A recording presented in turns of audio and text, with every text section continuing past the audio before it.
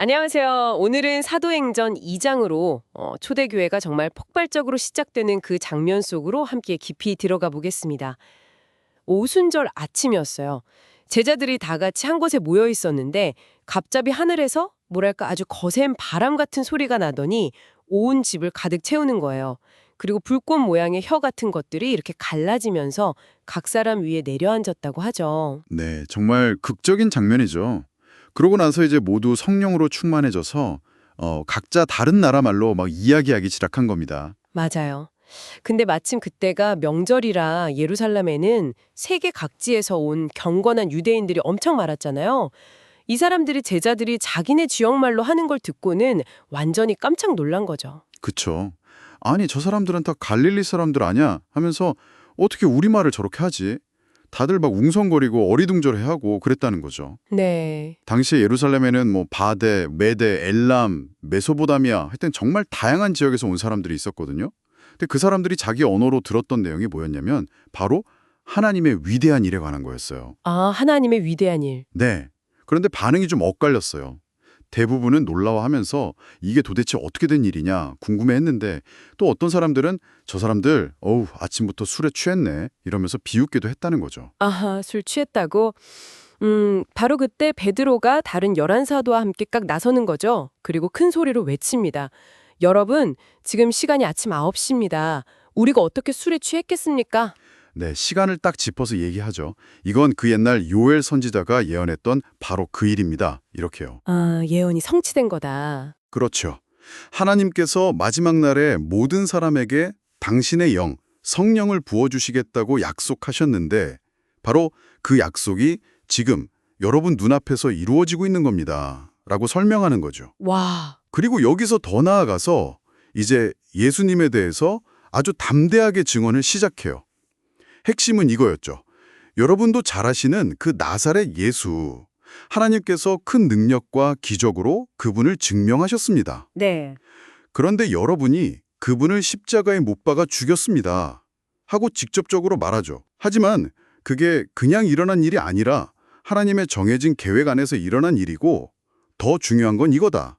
하나님께서 그 예수를 죽음에서 다시 살리셨습니다. 이걸 강조하는 거예요. 부활을 선포하는군요. 네, 베드로는 다윗의 시편까지 인용하면서 예수님의 부활이 이미 예언된 일이었다. 이걸 막 힘주어 말합니다. 우리가 다 이 부활의 증인입니다. 이렇게 선포하죠. 증인이다. 네, 그리고 하나님께서 높이신 바로 그 예수님이 약속하신 성경을 부어주셔서 지금 여러분이 보고 듣는 이 놀라운 일이 일어나고 있다. 이렇게 딱 연결시키는 거죠. 이야, 그 설교의 클라이막스는 진짜 강렬했을 것 같아요. 그러니까 온 이스라엘은 확실히 알아두십시오 하면서 여러분이 십자가에 못 박은 바로 이 예수를 하나님께서 주님과 그리스도가 되게 하셨습니다.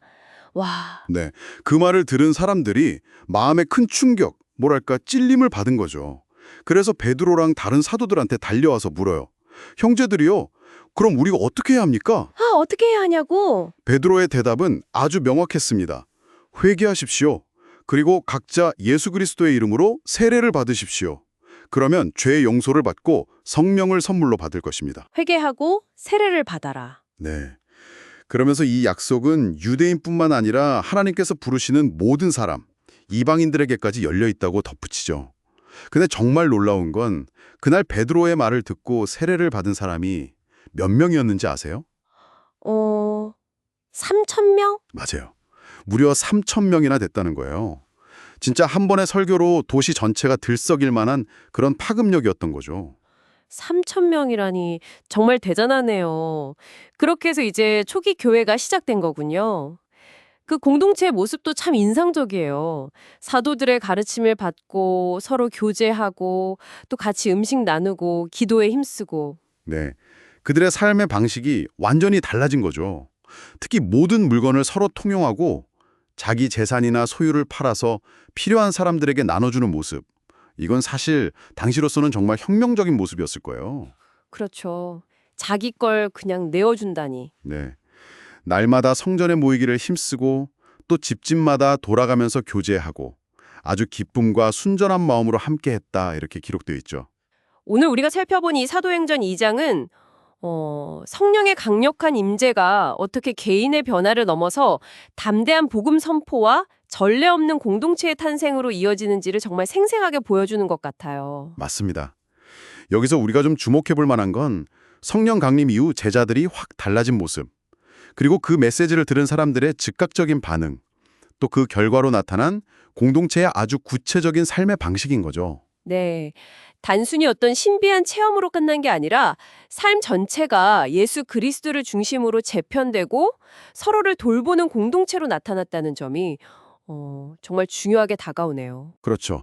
성령의 역사가 그냥 개인적인 차원에 머무는 게 아니라 이렇게 관계 속에서 공동체 안에서 구체적으로 열매 맺는다는 것을 보여줍니다.